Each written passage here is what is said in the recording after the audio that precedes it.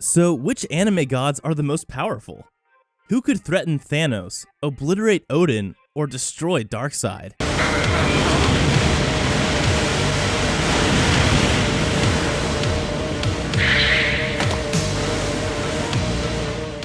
Generally, anime perceives gods as beings with special powers, but yet have some flaws that make them not as perfect as we want them to be. So welcome back to Animeology, and today we will show you the top 10 anime with a godlike main character. Before we begin, be sure to drop a like and subscribe down below for more anime top 10s, and without further ado, let's get right into the video.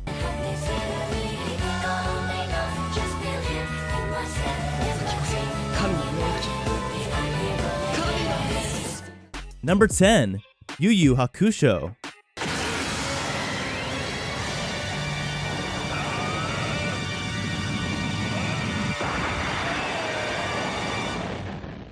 Before there was Bleach, there was Yu Yu Hakusho, perhaps the best Shonen Jump Spirit battle series. As is typical of Shonen Jump action series, Yu Yu Hakusho is filled with extremely OP fighters just going at each other. Yet when it comes to ultimate power, slow and steady is sometimes the best strategy for an attack. If you took away his Mafu Kan, or his pacifier, Konma wouldn't be a threat. Most of the time, he's not very powerful at all. His only regular abilities being able to shapeshift between the form of a baby and a teenager and some basic shielding techniques. He wouldn't seem to be able to even get close to the power of his father, Enma, the king spirit of the world. But that stupid looking pacifier? That's the single most powerful weapon in the universe. The reason Konma normally doesn't have much spiritual power is because the pacifier absorbs it all. Keep sucking on that thing for long enough and you have enough energy to release the single strongest defensive barrier in the entire series, capable of imprisoning even the toughest S-class ranked demons. Oh, and if that's not enough, that energy can also raise the dead. Maybe it's a cheat using this weapon as a boost, but what a boost it is. Number 9. Tenshi Muyo franchise.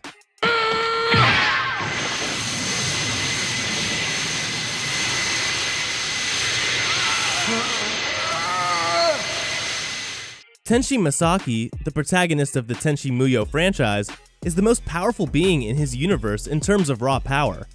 Where he falls short is in his ability to actually use said power. Once upon a time, he was the creator god, but now he's living as a human-alien hybrid without memory of his past incarnation. The truth of his identity isn't revealed until the end of the third OVA, or original video animation series. Before then, he occasionally demonstrates some of his divine powers, but involuntarily as an automatic self-defense in life or death situations, such as his duel with Kagato or his escape from a black hole. His most frequently used special ability is the manipulation of energy.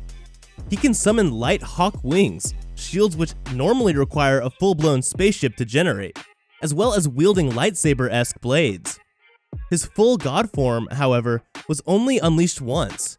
It had to be suppressed immediately to prevent the destruction of the universe. With further training to master his immense potential, he could achieve a higher ranking on this list.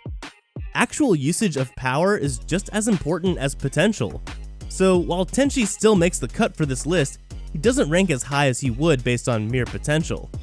Still, even as a less experienced god, he sure has a way of making the ladies worship him. Number 8. Serial Experiments. どこにいたって人はつながっているのよ。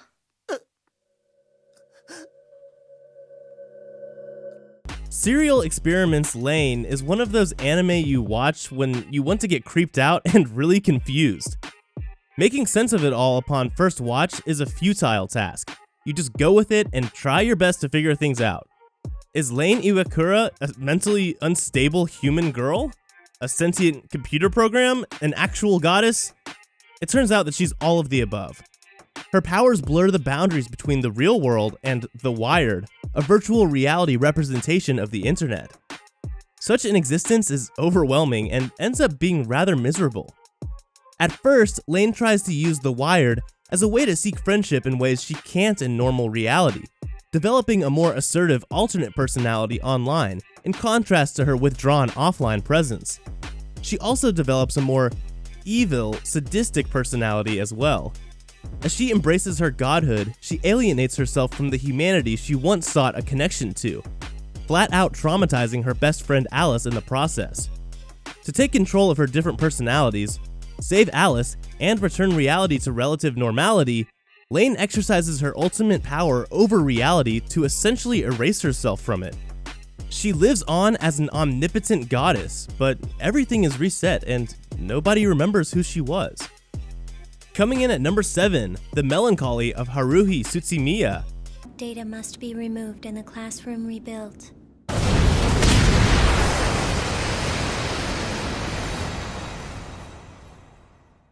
What if God was one of us? Just a slob like one of us. In The Melancholy of Haruhi TSutsumiya, God is a high school girl, only she doesn't know it. Haruhi TSutsumiya created the whole universe approximately 3 years ago out of sheer boredom. If she had to fight other anime gods, she'd simply win by wanting to. Every subconscious wish of hers comes true. Supernatural phenomena, including aliens, ESP, and time travel, exist because she wishes for it. Paradoxically, she can't know the wonders she's created. If she knew about them, she'd get bored with them and cause even more chaos to suit her interests. It's the responsibility of her friends in the SOS Brigade, most of whom also happen to secretly be supernatural beings, to keep her entertained, but not too entertained, lest the fragile balance of their world be threatened. Haruhi was something of a cultural phenomenon among otaku when the anime, based on a series of young adult novels, launched in 2006. To this day, there are still people who, jokingly or not, list their religion as Haruhiism. Looking back on the show today, it's apparent just how messed up and scary Haruhi is as a god. She's cute, yes, and her antics are often funny, but just thinking about how she uses her power is kind of chilling. She has no respect for social conventions, and the other main characters willingly put up with the abuse from her because they know if she snaps, the world is doomed. Number 6, Death Note. Wait, on the off chance someone really dies, would that make me a murderer?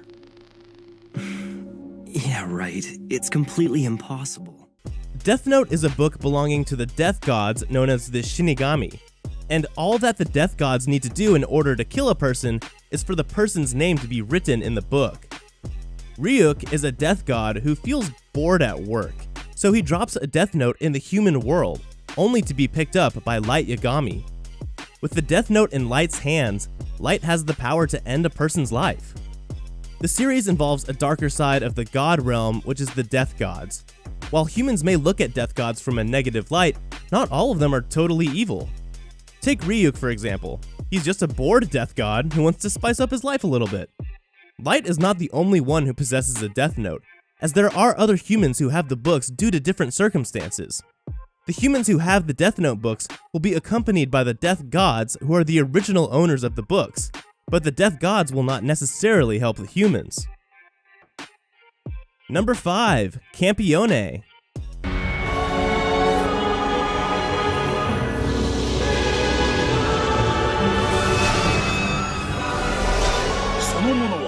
His task as a god slayer is to fight heretical gods that are out of control.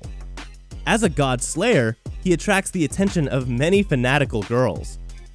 Erica Blandelli is especially interested in Godu and always creates awkward situations for him. This is a harem anime, and be warned that it contains ecchi as well.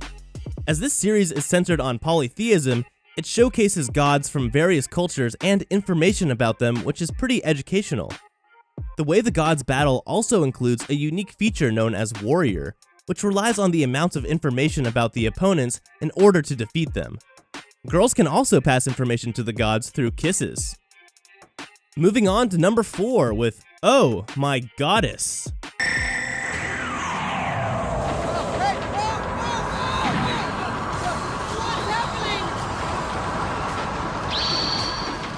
Kaiichi Morisato is an unlucky person, but he has a good heart. He's a college student who has to look after the dorm when his senpais are out. When he's about to finish his final chore, He wants to call his senpai but mistakenly dials the goddess helpline instead. The goddess Bell Dandy asks if there's any wish that Kaiichi hopes for, and he jokingly asks for her to stay with him forever, and it becomes true. The concept of gods and goddesses in this series is loosely based on the Celtic or Norse mythology. There are various classes, categories, and restrictions of goddesses. The goddesses are meant to bring happiness to people, especially those with kind hearts. Besides goddesses, there are also angels and demons in the series. Watch this series if you want a romance series which involves a goddess as the lead. Number 3. The World God Only Knows.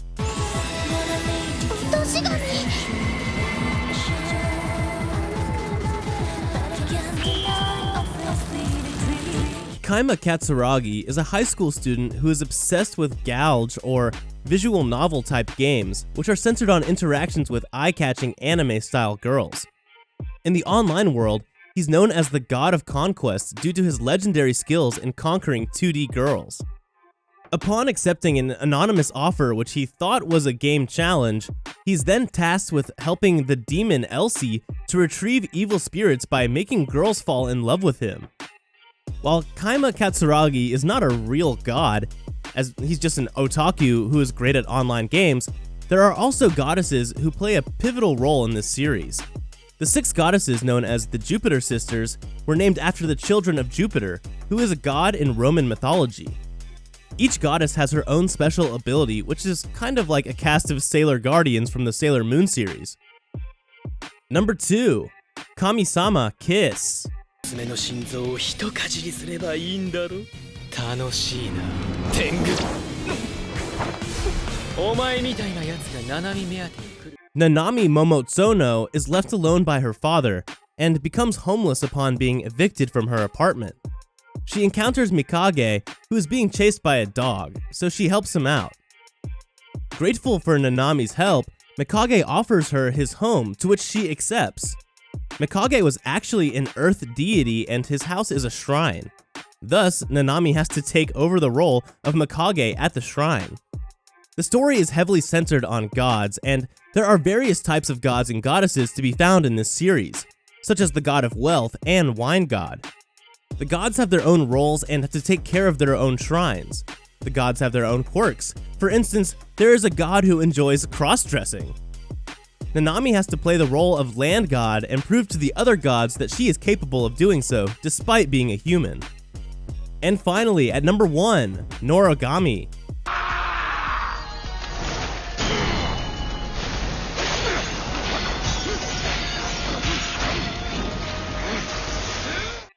Yato is a minor god who desires to have many worshippers.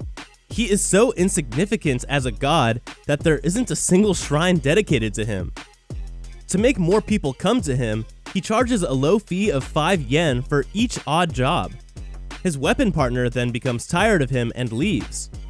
A young girl named Hiyori Ikki takes the hit for Yato in an accident, causing her soul to become loosely attached to her body, so she demands Yato to fix her.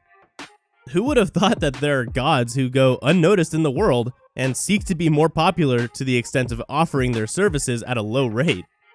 The very reason gods are born is due to the wishes of humans, but it seems like many humans have neglected the gods they wish for. If you like elements of Buddhism and Shinto, you can find plenty of it in Noragami.